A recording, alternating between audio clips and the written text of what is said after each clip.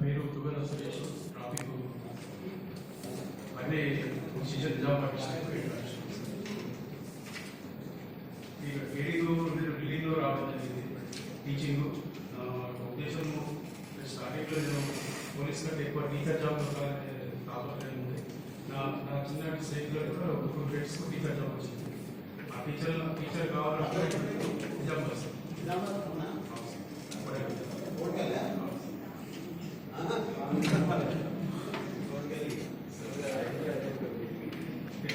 Teacher అయ్యేది police అయ్యారు.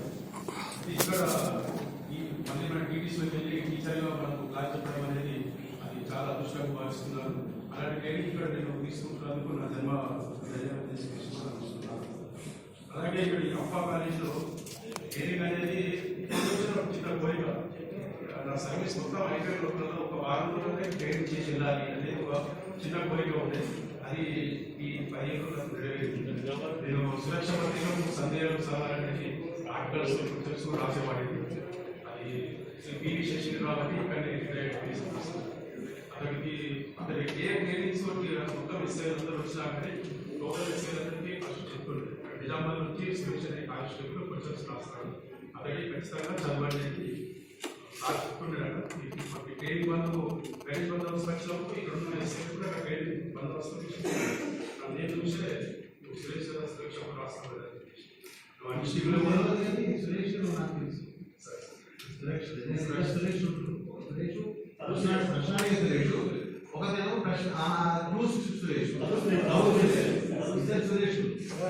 సందేహాలు సలహాలు ఎక్కువ ఆర్టికల్స్ క్లూ సురక్ష ఫస్ట్ క్లూ వస్తుంది. అప్పుడు కూడా ఎస్ఐలో జరిగిన ఇన్వెస్టిగేషన్ మొత్తం ఫ్యాక్స్ తీసుకొని మా డిఎస్పీ సురక్షకు చాలా కేసులు తయారు జరిగింది. ఇప్పుడు నాకు 5,000 సురక్ష వచ్చి ఇవ్వాలి. అది ఇంటర్మీడియట్ వచ్చింది.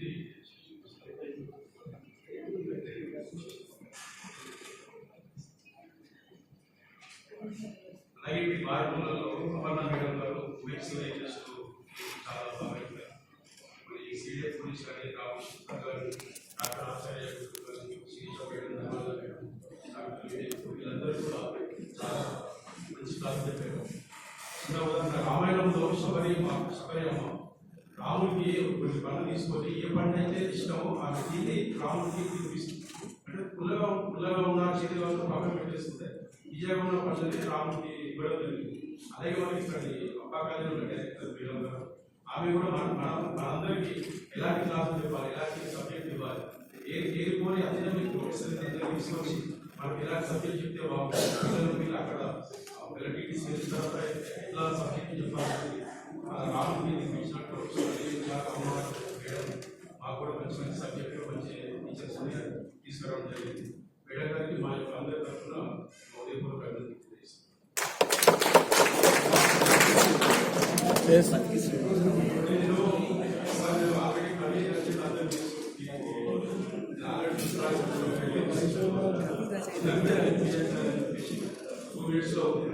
ఓన్లీ నీకు ఆడపిల్ల అమ్మాయి అనేది సరిగ్గా అబ్బాయి ఆడపిల్ల లేదు కాబట్టి మహిళల్ని రాష్ట్రాల్లో ఉన్నత స్థానంలో ఉండడం జరిగింది.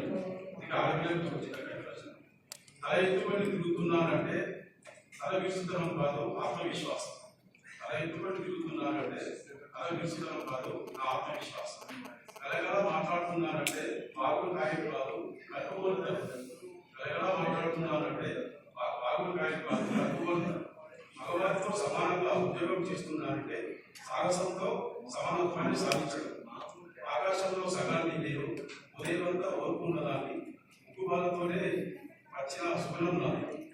ఆడపిల్ల అంటే వంటింటి ముందేలు కాదు కాదరిగిరేసే భగవానుతో సమానంగా వెంటి దాకా ఎగిసిన తేజస్సు ధైర్య సాహసాలు ఆడపిల్ల నిన్నటి చదివక